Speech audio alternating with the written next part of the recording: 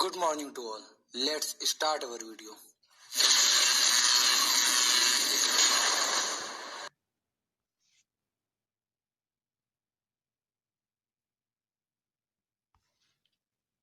आज का हमारा टॉपिक है विभव मापी। तो विभव मापी एक ऐसा उपकरण है जिसकी सहायता से हम किसी सेल का विद्युत वाहक बल तथा किन्हीं दो बिंदुओं के बीच का विभवांतर ज्ञात कर सकते हैं। तो यही आपका यहाँ पर थ्योरी में लिखा हुआ है। अब इसका सिद्धांत क्या होता है अगर हम देखना चाहें तो हमने यहाँ पर एक फिगर आपके सामने है और हमने लिखा है विभव मापी के सिद्धांत को समझने के लिए हम प्रदर्शित परिपथ का उपयोग करते हैं। इस परिपथ का उपयोग करेंगे और विभव मापी के सिद्धांत को समझेंगे। तो ये परिपथ है, दो सेल लगे हैं जिनका विद्युत वाहक बल E1 और E2 है। हमने मान लिया प्रतिरोध R में धारा कितनी प्रवाहित हो रही है, I। तो अगर किरचॉफ का नियम लगाते हैं आज तो E1 से चले हैं, आए जब E2 पर तो हमने क्या देखा कि E1 और E2 की दिशा क्या हो गई, विपरीत। दोनों प्लस प्लस एक तरफ आ गए, प्लस प्लस एक तरफ आ गए तो क्या हो जाएगा माइनस E2 बराबर IR। अगर हम I का मान 0 रख दें तो E1 बराबर हो जाएगा, या अभी उस तरह लिखते हैं आपका E1 माइनस E2 बराबर हो जाएगा आपका 0। इस पार भेजा तो E1 बराबर E2। यही आपका विभव मापी का सिद्धांत है। तो इस सिद्धांत को समझने के लिए पहले हम लोग लिख लेते हैं इस बात को। तो हम लोगों ने लिखा E1 माइनस E2 बराबर IR। If I is equal to 0 देन E1 minus E2 is equal to 0, यानी E1 बराबर E2। अब इस पोर्शन को समझेंगे यहाँ पर हम, यानी अगर इस तरह का एक परिपथ का सेटअप किया जाए और वहाँ पर हमको विद्युत वाहक बल निकालना है, या E1 का निकालना है या E2 का निकालना है, तो हम कैसे निकाल सकते हैं इस बात को समझिएगा। हम दो पोर्शन कर सकते हैं। पहला, हम I के मान को बढ़ाएं या घटाएं और चेक करें कि जब वो 0 आ जाए, और जिस कंडीशन में 0 आएगी हम क्या कह देंगे, जो आपका यहाँ का विद्युत वाहक बल है वही आपका यहाँ का विद्युत वाहक बल होगा। पहला काम। दूसरा काम हम क्या कर सकते हैं, हम विद्युत धारा के मान को बढ़ाने घटाने की जगह, यानी उसका मान 0 निकालने की जगह, हम विद्युत वाहक बल को धीरे धीरे बढ़ाते रहें, और एक ऐसी कंडीशन आएगी कि आपका धारा I का मान क्या आ जाएगा, 0। जैसे ही वो कंडीशन आएगी हम कह देंगे E1 बराबर किसके हैं, E2 के। वाइस वर्सा ये दोनों चीज़ें आपकी, यानी या तो I का मान हम ले आएंगे पहले 0, तो कह देंगे E1 बराबर E2 है, I के मान को बढ़ा घटा कर, या I के मान को हम बढ़ाने घटाने की जगह हम किसके मान को बढ़ाएं, E1 या E2 में से किसी एक के मान को। जब E1 या E2 में से किसी एक के मान को बढ़ाएंगे या घटाएंगे तो एक समय ऐसा आएगा जब I का मान 0 हो जाएगा। उस कंडीशन में E1 बराबर E2। अब इस E1 या E2 की जगह पर हम सेल की जगह पर क्या रख सकते हैं, कोई तार, और जब तार रखेंगे तो विद्युत वाहक बल की जगह क्या ज्ञात कर लेंगे, उसका विभवांतर। तो इसी बात को हमने यहाँ पर लिखा है कि अतः धारा मापी में विक्षेप शून्य होने पर दोनों विद्युत वाहक बल समान होंगे। यही विभव मापी का सिद्धांत है। जो हमने यहाँ प्रूफ किया उसी को विभव मापी का सिद्धांत लिखा। आगे देखते हैं इसकी रचना के बारे में। रचना तथा कार्यविधि को समझते हैं। तो रचना तथा कार्यविधि को समझने के लिए पहले इसके फिगर देख लेते हैं। तो पहला फिगर आपके सामने ये रहा। जब आप विभव मापी को लैब में देखेंगे तो कुछ इस प्रकार का दिखाई देगा। ऊपर आपके एक मीटर लंबी पटरी लगी है। आपका A और C जो बिंदु है इनके बीच में तार लगा हुआ है। ये तार पहले आपका देखिए किस तरह आपका तार गया। ये तार यहाँ से ऐसे गया है, फिर यहाँ पे नीचे आके, फिर ये इस तरह ये पूरा तार आपका गया है। और तार का जो एक चक्कर है, एक चक्कर है मतलब सिर्फ एक लाइन जो है, यानी यहाँ से यहाँ तक जो गया, इसकी लंबाई 1 मीटर होती है, यानी 100 सेंटीमीटर। अब इसका यूज़ क्यों करते हैं? क्योंकि हमको ये विभव मापी में जितना ज़्यादा लंबा तार होगा आपका इसकी यानी लिमिटेशन, इसकी क्षमता उतनी ज़्यादा हो जाएगी, लिमिटेशन उतनी कम हो जाएगी। तो इसलिए हम ज़्यादा से ज़्यादा लंबा तार इस्तेमाल करते हैं। अगर इसी सीधे तार को हम एक यानी तार को सीधा रखते तो ये 1 मीटर, 2 मीटर, 3 मीटर, 4 मीटर, ये कितना लंबा हो जाता? 4 मीटर, जो कि यूज़ करने में भी प्रॉब्लम थी। तो इसका ये एक बढ़िया तरीका ढूंढा गया कैसे छोटी जगह में बड़ा तार रखा जा सके। तो इस प्रकार हमने किया सेटअप और इसी प्रकार आपको देखने को मिलेगा।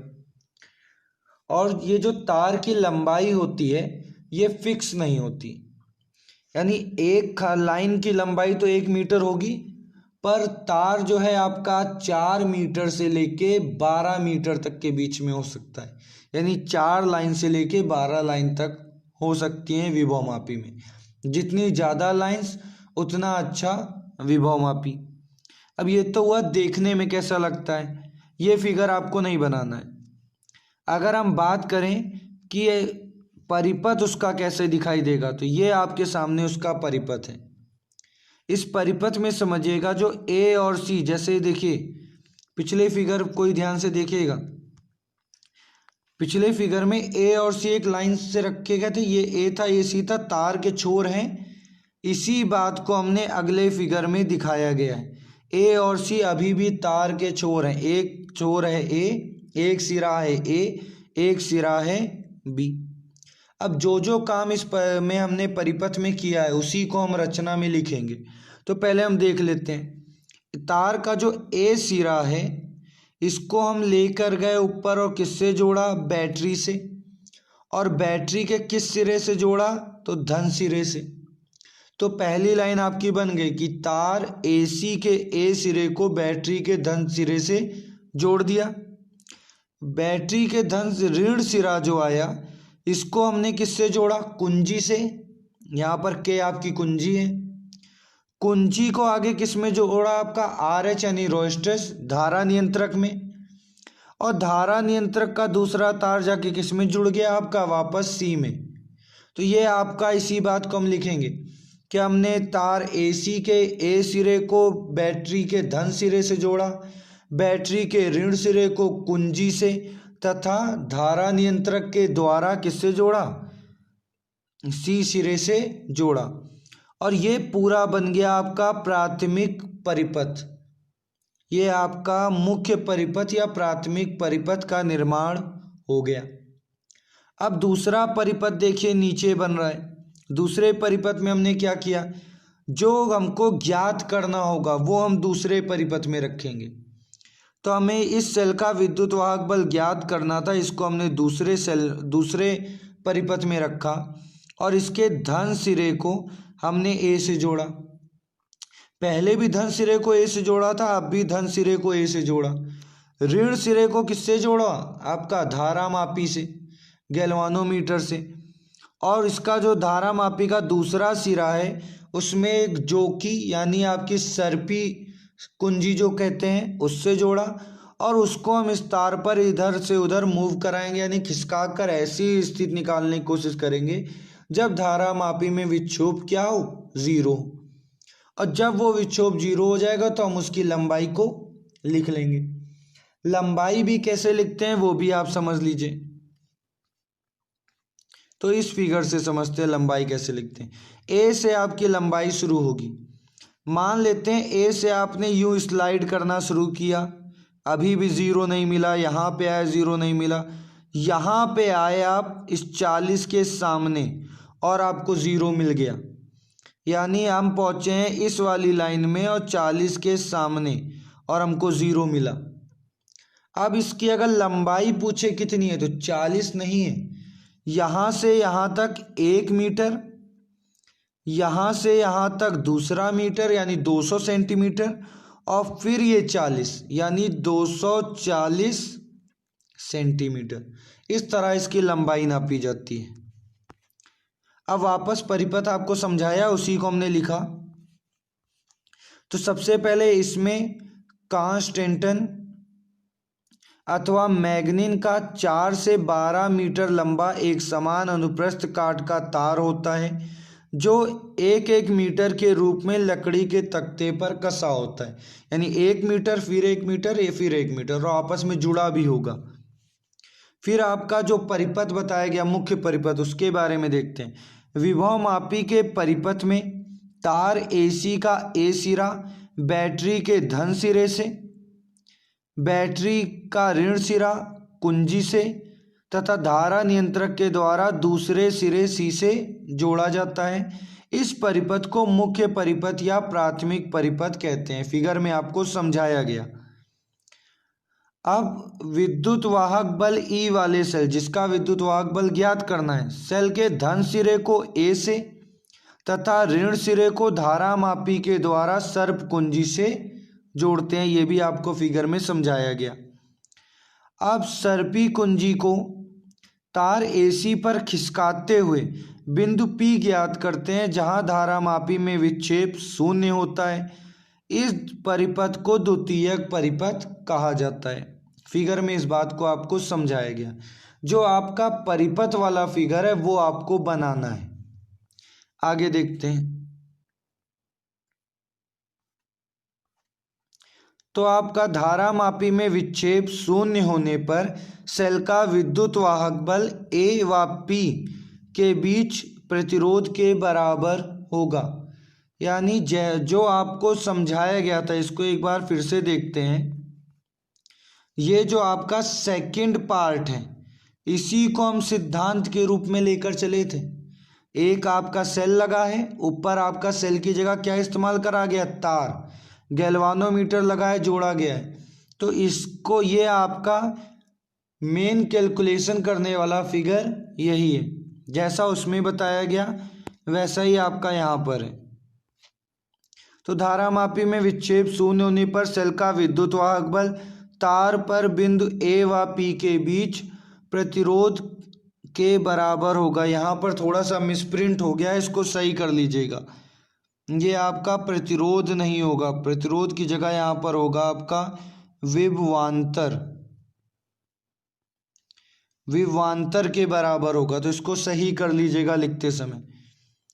तो विभवांतर के बराबर होगा यानी E बराबर VAP, AP रिप्रेजेंट कर रहा है A और P के बीच में विभवांतर। अब हमने बहुत पहले पढ़ा था विभव प्रवणता बराबर delta V by delta X, यानी दूरी के साथ विभव के मान में आने वाली कमी। यहाँ पर हम मानते हैं कि यदि विभव प्रवणता K हो तो K बराबर VAP बाई L। L हमने मान लिया है तार AP की दूरी को। अब यहाँ पर अगर हम VAP का मान निकालें तो KL, और इसको अगर इस इक्वेशन में रख दें तो E बराबर VAP बराबर KL। अब इसका जब न्यूमेरिकल आएगा तो किस प्रकार आएगा समझिएगा। आपको K का मान दिया होगा और आपको L का मान दिया होगा, स्मॉल l होगा, K और स्मॉल l का मान दिया होगा, और आपसे कहेगा विद्युत वाहक बल E निकालो या VAP निकालो। सिंपल सा फॉर्मूला है, आपको वैल्यू रख देनी है और आपका आंसर आ जाएगा। इससे रिलेटेड न्यूमेरिकल्स बहुत कम आते हैं, यही पूछा जाएगा, या इसके दो अनुप्रयोग हैं जो हम अगली वीडियो में पढ़ेंगे, उसके बारे में आपका पूछा जाता है। बाकी व्हीटस्टोन सेतु के न्यूमेरिकल आते हैं, या आपका थ्योरी आती है, डेरिवेशन आता है।